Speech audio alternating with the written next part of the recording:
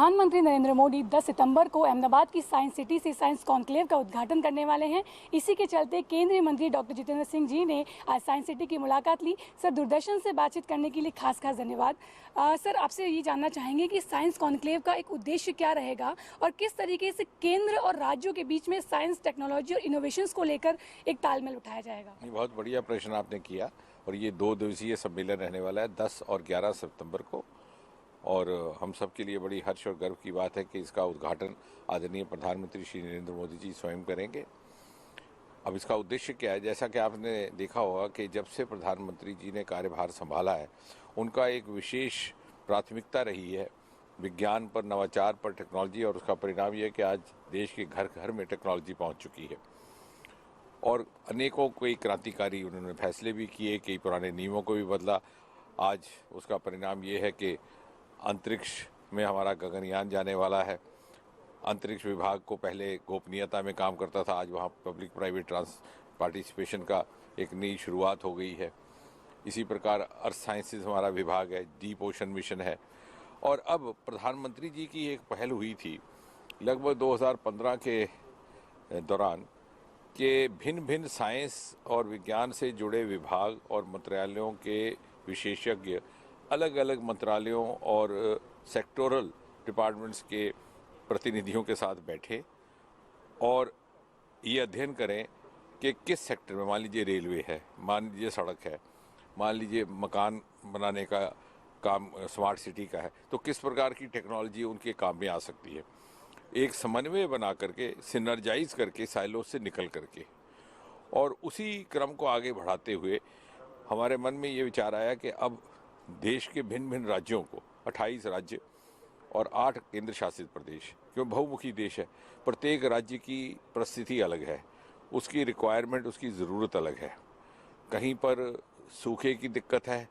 कहीं पर snow clearance की दिक्कत है, कहीं पर पानी की सफाई है, कहीं समुद्र तट है तो तट और बीच का सुंदरीकरण और रख रखाव का। तो किस प्रकार की टेक्नोलॉजी किस राज्य के लिए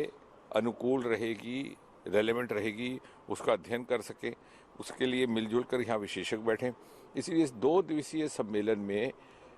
बहुत अधिक विचार विमर्श और ब्रेनस्टॉर्मिंग पर ज़्यादा तवज्जो दी गई है। औपचारिक भाषण अति की तरफ उतना रुझान नहीं रहेगा और थीम बेस्ड हमारे सत्र रहेंगे, जिसमें प्रत्येक राज्य के प्रतिनिधि केंद्र के विशेषज्ञों के साथ मिलकर के अपने राज्य संबंधी विषयों पर चर्चा करेंगे और फिर ये भी आइडेंटिफाई करने का प्रयास रहेगा कि कौन से ऐसे 2 राज्य हैं, 3 राज्य हैं जिनकी एक समान रिक्वायरमेंट है, तो किस प्रकार की उसके लिए योजना बनाई जा सकती है, ताकि अगले 25 वर्ष में, जैसे प्रधानमंत्री जी अक्सर कहते हैं अमृतकाल, तो 25 वर्ष में जिस प्रकार भारत भौगोलिक दृश्य में एक अपनी साख बनाने वाला है, उसमें सारे देश का योगदान रहेगा, प्रत्येक भारतवासी का। और हमारे लिए बड़ी संयोगवश ये एक हर्ष की बात है कि गुजरात में इस प्रकार का ये इंफ्रास्ट्रक्चर उपलब्ध है साइंस सिटी का, तो इसी का सदुपयोग करते हुए ये निर्णय लिया गया कि ये इस अखिल भारतीय सम्मेलन का वेन्यू गुजरात का साइंस सिटी गांधीनगर रहेगा। हमारे यहाँ मैं केवल उदाहरण देता हूँ कि हेलीबॉर्न टेक्नोलॉजी है कि ज़मीन के नीचे के पानी की शिनाख्त करनी कहाँ है, क्योंकि वो ज़माना जाता रहा, कुआं खोदते थे, पानी नहीं निकलता था, सारा सरमाया ज़ाया जाता था, मैन पावर ज़ाया जाती थी, खर्चा भी। अब हेलीबॉर्न टेक्नोलॉजी से उसकी शिनाख्त की जाती है। हमने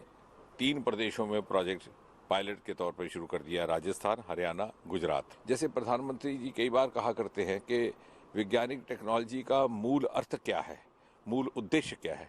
कि आम इंसान के, आम नागरिक के जीवन को सरल बनाया जा सके, ईज़ ऑफ लिविंग।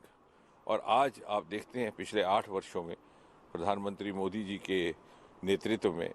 घर घर टेक्नोलॉजी ने प्रवेश किया है और जीवन का एक हिस्सा बन चुकी है।